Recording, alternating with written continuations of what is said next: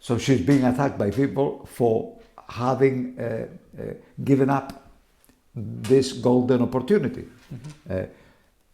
Obviously, they don't know us well enough, and they have not taken the message from two referenda that they may succeed in hurting us and they may succeed in blackmailing us, but they will never succeed in us capitulating to blackmail.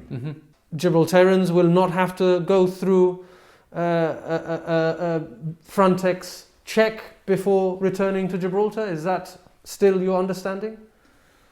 Look, it's not only my understanding, it's something that I think would make me think twice about this deal if it wasn't there. The logic of the position is, as I've understood it from the explanations that we've had from Fabian when he's come back from the negotiations, is that the Frontex scrutiny would be limited to a very small proportion of the passengers. Those are the words he's used when explaining it. The proportion of the passengers who do not have a right to be in Schengen.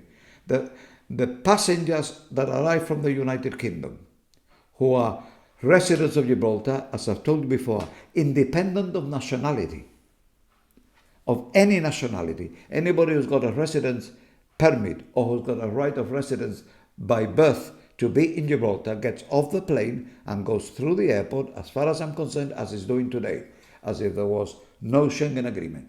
Okay? The people who need to be checked, which we cannot do, the reason why we need to have Frontex is because we're not prepared to have a Spanish presence. And the reason why it has to be either Frontex or Spain is because we are not able to have access to the data that Frontex has.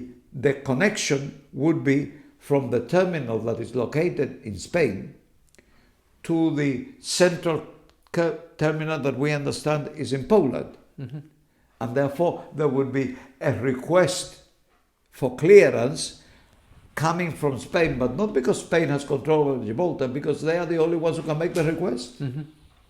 It's as simple as that, and nothing more than that. And if it tries to be converted into something more than that, then of course, I said to you before, we'll see what the final deal looks like. If it is as I understand it, I don't think anybody in Gibraltar could possibly be concerned or worried or object. No. If it's not, then you won't sign it. We'll have to see. Has it been at all difficult for you, who I think you're seen as the hawkish a member of parliament and government minister, or the most hawkish on the Spanish issue? Has it been difficult to reconcile that with the need, if you like, because of the Brexit vote, to negotiate a new relationship with Spain? Look, I am the most hawkish on that and on quite a few other issues, right? You need to understand that the only thing that is really happening is that if somebody was already in Gibraltar, there would be no border guard for him to show the passport to. So therefore, he has to show the passport to the border guard that he would show it to when he comes into Gib. At the airport, at the port? At the airport, or at the port.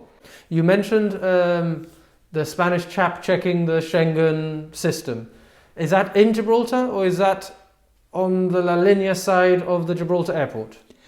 No, there is going to be a building that will straddle by a few meters so that our people enter through the Gibraltar door and the passenger will be escorted by a Borders and Coastguards guy to that place, because we are expecting that maybe 10 or 15% of the airline, of the aircraft will need to go down that route.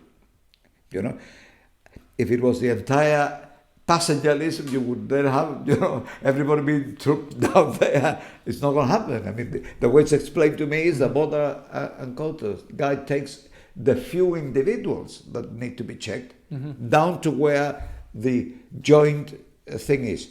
In that joint cabin that's going to be there, there will be a Frontex presence, a Borders and Coastguards presence, and a Spanish presence to stamp the passport. We are not going to stamp passports, and we cannot put it in the machine to check it, because the machine will be on the Spanish side. So then your red line of no Spanish law enforcement in Gibraltar is not crossed in that scenario? Absolutely. Yeah. I mean, this is about being treated when you enter Gibraltar as if Gibraltar was the 28th Schengen state, and therefore no longer requiring scrutiny from anybody in the other 27 that will accept the legitimacy of your presence, and the days here will count as if it was days spent in one of the other 27. We cannot do that, and the UK cannot do that. So it necessarily has to be Spain doing it as the nearest state where the entry Schengen would be happening if this agreement was not available. If this agreement was not available, then in effect the same thing would have to happen, but it would have to happen not just to the newcomers who come on the plane, but to every single one of us every time we went into La Linea. Sure. So in essence, the control that is going to be limited to visitors would apply to all of us without a deal.